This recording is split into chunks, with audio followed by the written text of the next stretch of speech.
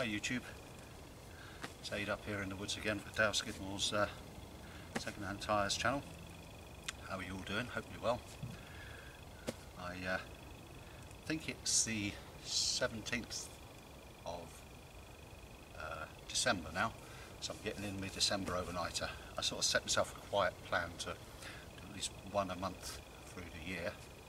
I didn't come up in the summer holidays as I've explained before, but I don't know that this is a real test down here at the moment because it is absolutely roasting today. We've got wind coming up from Sahara bringing up that red dust that covers everything, all the cars, whereas up north Scotland they've got a smattering of snow. I think having seen some quick shots of a few of the boys up in Scotland, Fergus and Scottish wanderer and that wild camper, forget his name. So it's not really a test of my endurance tonight. Certainly you see Outdoor Lip, his latest videos, I've seen parts 1 and 2, waiting for part 3 now. They're up in Scotland and it's not the best of weather last weekend. But just having myself a brew, got the floor tarps laid out to dry, and then I'm going to set up the tinker tent and get some firewood. I come up here late today, it's 2 o'clock now. I didn't sleep very well last night. I might have a rant about that later. It's to do with MSG. So I slept in this morning. So all I'm going to do is set up and get some firewood, get the fire ready, and a bit of steak and roast baked potatoes tonight for tea. And then get inside the old sack and read a new book. I've got The Man Who Broke Into Auschwitz, it's called, so I've been interested to read that. And then Cuckoo hopefully will be coming up in the morning for breakfast, bright and early, because he's got things to do tomorrow, but he's taking the dogs out for a walk. So I haven't got anything much planned at all today, apart from just to get up here, get out for the night and enjoy myself. So I'll see you later. You boiling yet? Come on.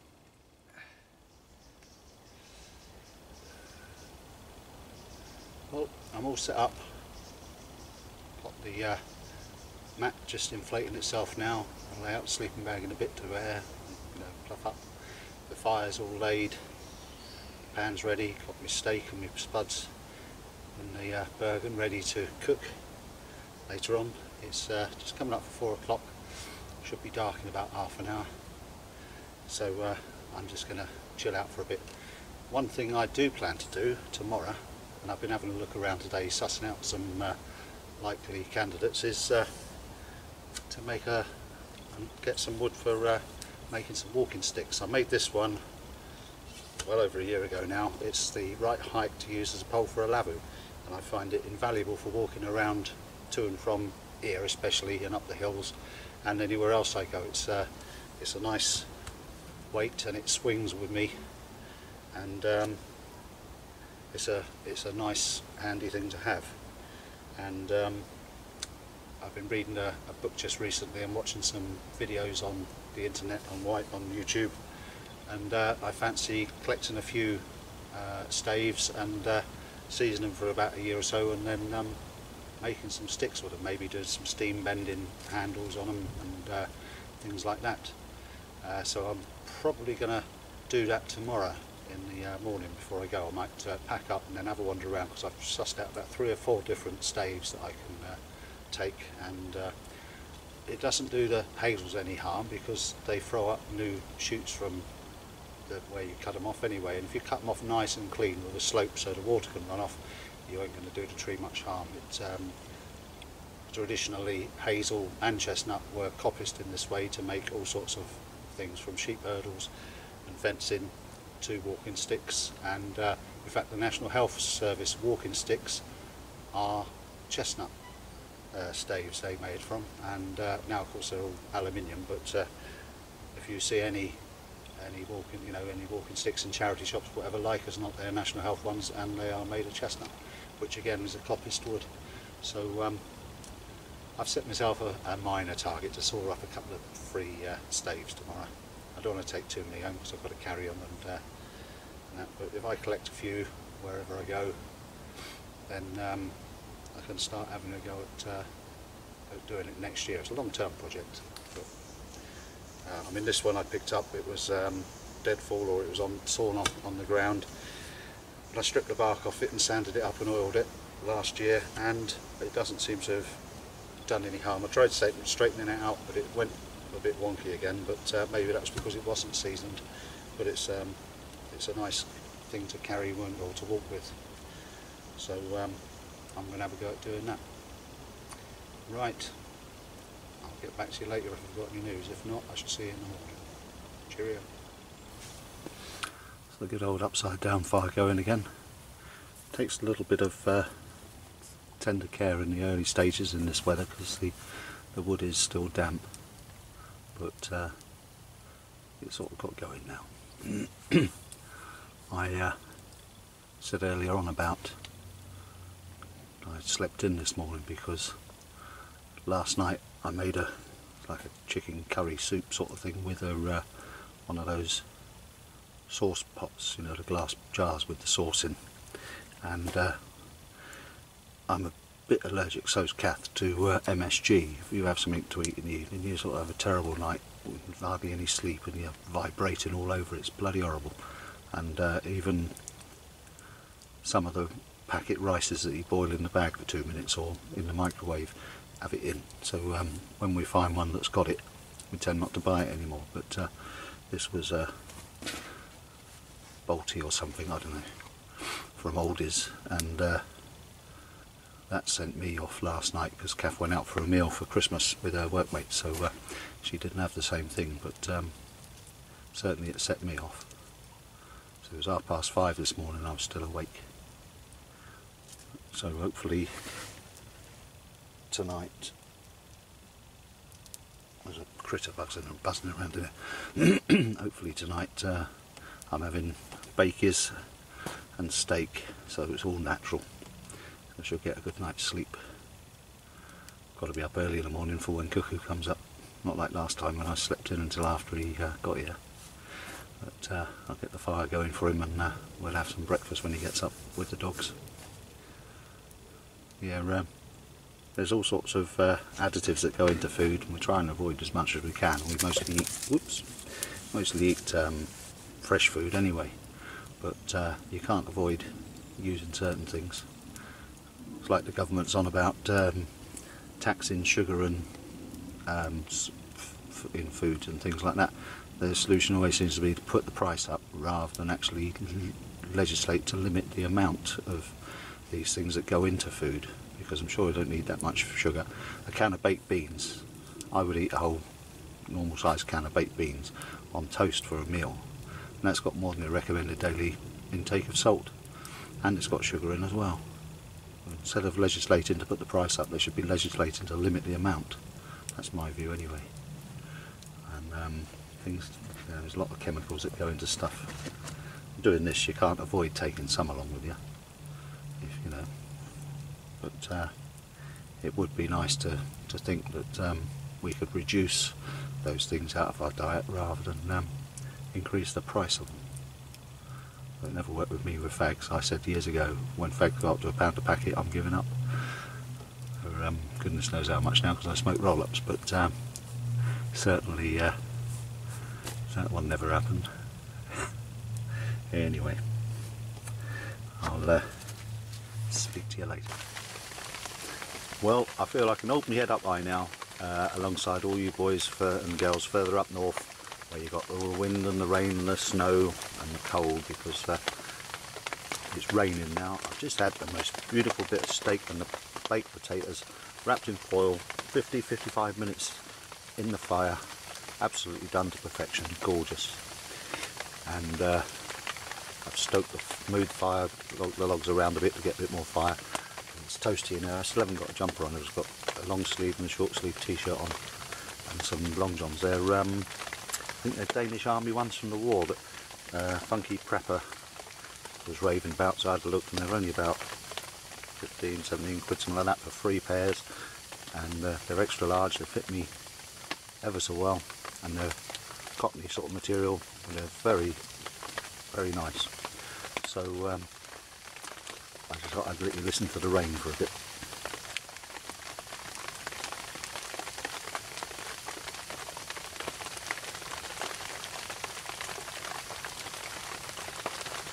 that's enough.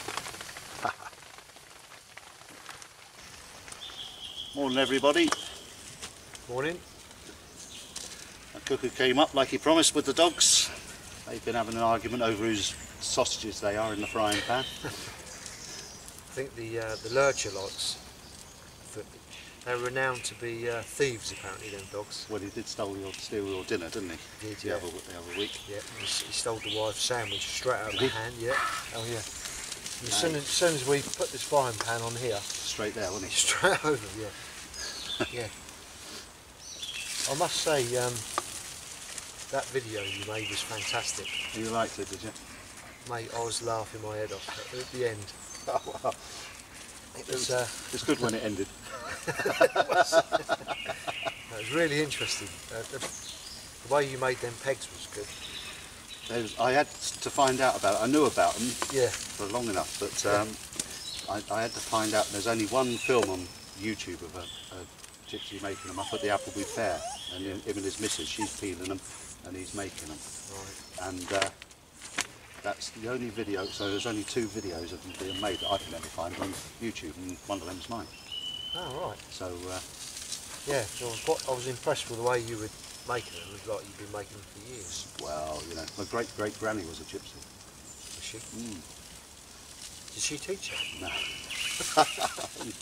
But I was talking to someone else on YouTube about the tinker tents and all that sort of stuff, and he spent some time as a traveller with an awesome cart with some other gypsies and travellers, and we were talking about, my granddad always used to talk, when he talks, he always talked about this Juval.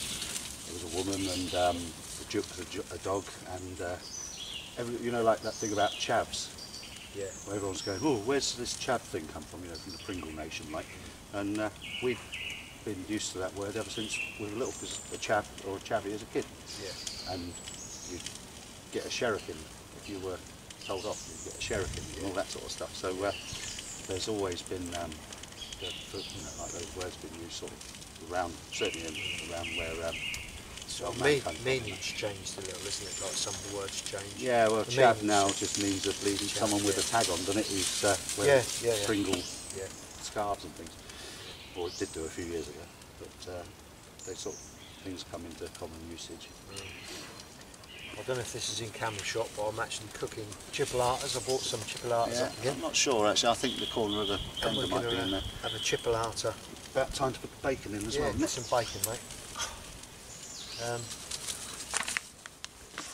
So it was very mild last night, wasn't it? I tell you what, I had to take some clothes off. I got into my bag Yeah.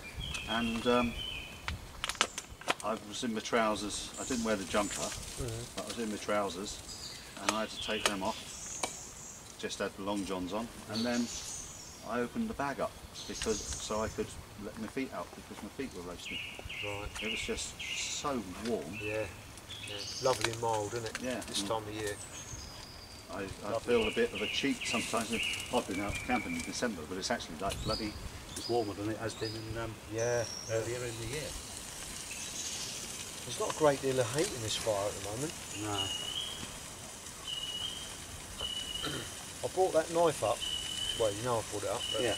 Yeah, we'll do a little video. we'll do on it. a little bit of a video on it. It's Bowie knife. I think it's quite old, but we'll do a closer shot in a minute. Yeah, we'll do a close up on it and. Yeah, I got it when I had a couple of old carriage lamps. Well, I think it's about 1840s. Yeah. French ones. Are they as old as that? Yeah. Blimey. And I swapped them for that and a Smith's car wind-up clock Yeah. and a wall clock and that. It's, But I'm just trying to find out what sort of age it is. I don't know much about it, but it is a Bowie knife, isn't it? I'd say, yeah, that's a Bowie knife. Puts my off now to shame. It's going out again. That's okay, mate. It's just Come on. it's not fantastic. Mind your bum. Oh.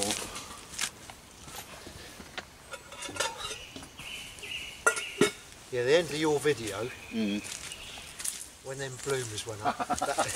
Very French. Yeah. You mentioned 0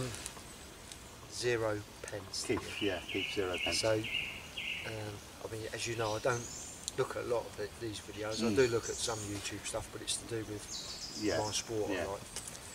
And I had a look, and he makes some fantastic knives. They're very, very skilled man. Yeah, and they're all, each one's different. I don't think he ever makes two the same. Yeah. Even though he uses some of the same things like the blacksmith's files. Yeah. And that he makes a lot of those, and but they're all different shapes, different designs. They're lovely. And his engraving work is just out of this world. When I first saw, what's he doing? I was just wanting to. When I first saw that the knife, I thought, how has he etched them scales on there? But of course, after watching it, it was a file, wasn't it? Yeah. I hadn't seen that done. But no. That was pretty clever. No, he doesn't so much do the process as just show you the finished or near finished article. Yeah. Very good. Yeah, they There are was good. one video where his friend had made some sheaths out of leather. Brilliant, really brilliant. Yeah, I love the old world. You know, I love knife making things. Yeah. And it's good fun, isn't it? Yeah, definitely. Yeah, I'm gonna do. I've got some steel and a couple of bits of scale. I'm gonna make another one soon. Yeah, I've got some little neckers that I'm waiting for a bit of time to do the heat treat on and then stick some scales on. So was your missus annoyed when you used bloomers, mate, for that? Or was she walking around with the end on the back of her?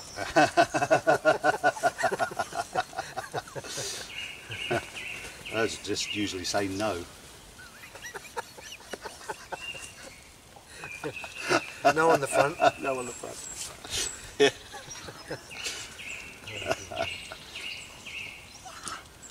No, so how's that coming on? If that's still got a little bit of cooking time, what we'll do is we'll do a little close-up on the knife, shall we? Yeah, why not? Whilst we're waiting for it to cook. Yep. I'll get my creaky knees working. That is one thing, I do need to get a seat up here. Whether it's on the ground or in the air. Well, this is the Bowie knife that I swapped a couple of old carriage lamps for, and I also got 2 old Smith's wind-up blocks with it. It's bloody massive, isn't it? Yeah. I presume this is the sheath that it was originally with. I don't know. Well, but it certainly looks old, doesn't it? Yeah, it's old, mate. But there it is. Wow. It's got a bone handle. That's a horn, antler. Antler handle. Yep. Looks like a lead butt in there. That's and a bit probably, of brass. And it's probably aluminium or something like what's it called, a spelter, the pommel. Yeah.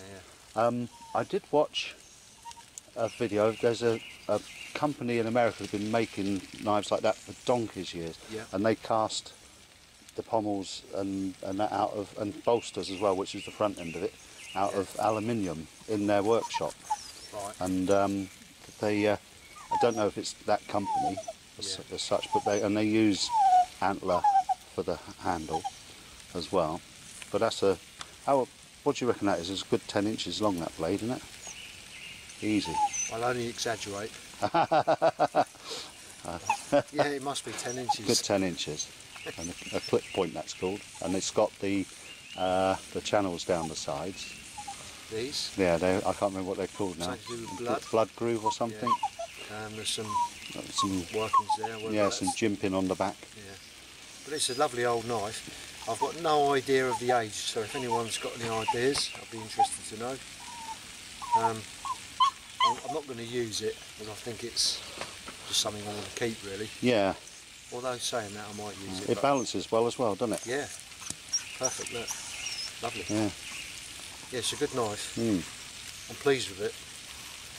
I'm not sure whether to use it or it's a bit too old and it should be looked after. I don't know. Maybe it's nothing. It's difficult, isn't it? It's difficult. There's no markings on it. And I have sort of cleaned it up. I was going to say, it's quite rusty. would there be anything, but then you should be able to see it now if you've just given it a bit of a while wool off, you should be able to see some markings. Yeah, so if anyone can say anything about that, that'd be quite interesting. Thing is, do you, I mean, like my first thing when I started to watch all the YouTube things about bushcraft and that, I thought, yeah, I've got to get back into that because I was always playing up the woods and that when I was a kid. But I start off, get a nice big knife and that. Tonight I used an Opinel, or last night I used an Opinel number 8. Yeah. And even then it was only just to make a couple of little feather sticks, and that was it. And this morning to cut the sausages and open the bacon and sausage packs, that's it. I know, you know, like there are times when it's good to have a knife, like the Skidmore, when I was doing the making the bow drill and the other bits and pieces I've used it for, making the chopping board for you doing the pigeon. Yeah. But I don't know if it's really quite so important just for one night up the woods as to bring a knife, unless you have got something planned, as you know, or is it just something to have just in case you need it? Yeah, it depends what you're doing, doesn't it, really? And you, last night you come up for one night, that's all you need, isn't it? To open up the packets and I mean, the steak I had was like butter, that cut just with a normal eating knife. That is nice. Is that the coop? From the coop? No, that was from, I think that was from Aldi's. We had some, Jimmy come home and said, oh, we'll give him a treat. So after our gig last Saturday night, so and we had a bit left over. Yeah. Yeah, so nice. Can't beat a bit of ribeye, can you? No, it's gorgeous. These are about done now, eh? Yep, that's terrific. Right then, people, we're going to get these inside a bat now. I don't think we'll be using that to cut the bats with. I don't know, I might do. I might try it out. Hang on, let's do a comparison, shall we? Where's it gone? Call that a knife?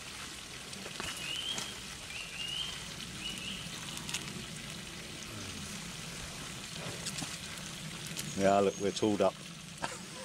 Well done, mate.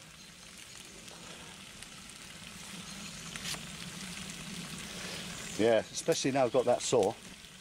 That saw is just wonderful. Straight through big lumps of wood. Yeah, it's nice. Yeah, it's good. Right, so sausage time. I've cut one stick. I think it's a beech. It's got a bit for maybe making a handle with. There's a little bit of rot on the end of it where the other stick runs out from it. But I might be able to make a knob head out of that. Knob head. And I've come to one of the places I saw some sticks, and they look a bit on the thin side.